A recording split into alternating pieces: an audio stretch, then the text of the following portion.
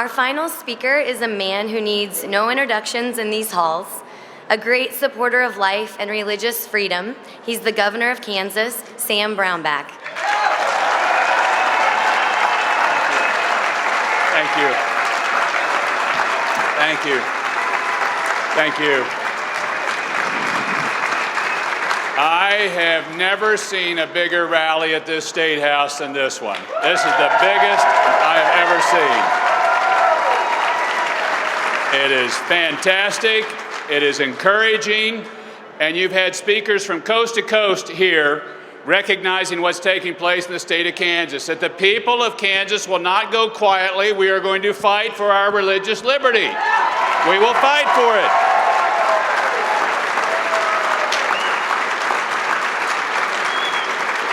And you're showing that. I want to recognize first all the state legislators that are here. If you're a state legislator, hold your hand up. There are a lot of them I've seen in the room, or stand up, please. The President of the Senate is here. Thank you guys for being here.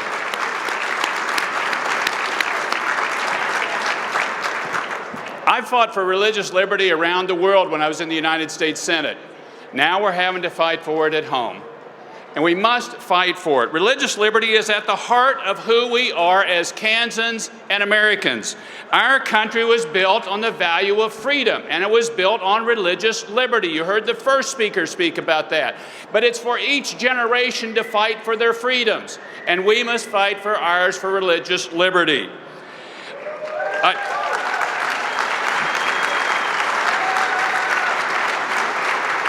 I remember a time when this simple belief was shared by political leaders of both parties. This was a nonpartisan issue. It was shared across the aisles. Unfortunately, it is not the same today. For centuries, our nation has been a beacon of light and liberty around the world. Religious liberty for all people. Our nation has at its core this right in its founding. The point is that religious liberty is not a spoil of government, dispensed to those who have the most votes. Religious liberty is a natural right for everyone. For everyone.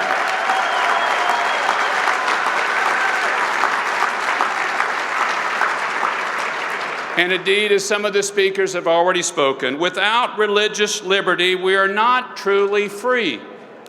Without religious liberty, we exist only as political or economic interest entities, not as free human beings. This is about freedom of conscience. It's about freedom of your soul. In many respects, religious liberty is our first freedom, protecting the dignity and sacredness of the human conscience, of the human soul. And indeed, if I could remind you, the very motto of our nation is, "In God we trust." That's on our coins. That's who we are.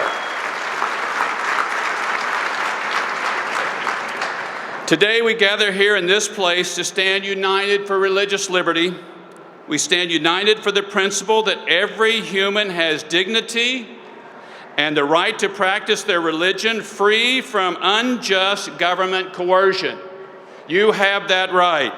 It would be tempting to avoid the fight before us. But we're not called to do what is easy. We are called to do what is right. And it is right to stand for that religious liberty and freedom.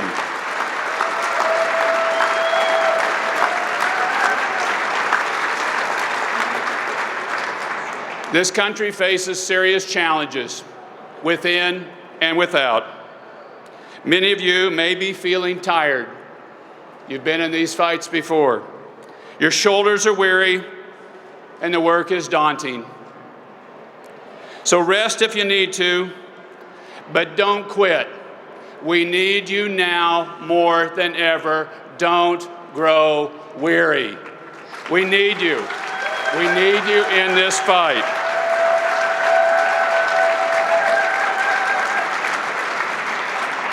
We live in the greatest nation on the face of the earth.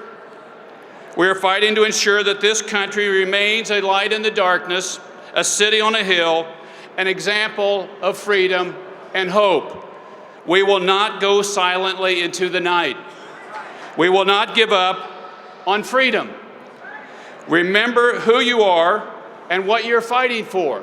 You're fighting for freedom, for you and for those who follow you. Together we will build. We will build strong families. We will build strong communities. We will build a strong nation based on these freedoms. And at the core is religious liberty, religious freedom. Together we will fight to restore and keep religious liberty in America.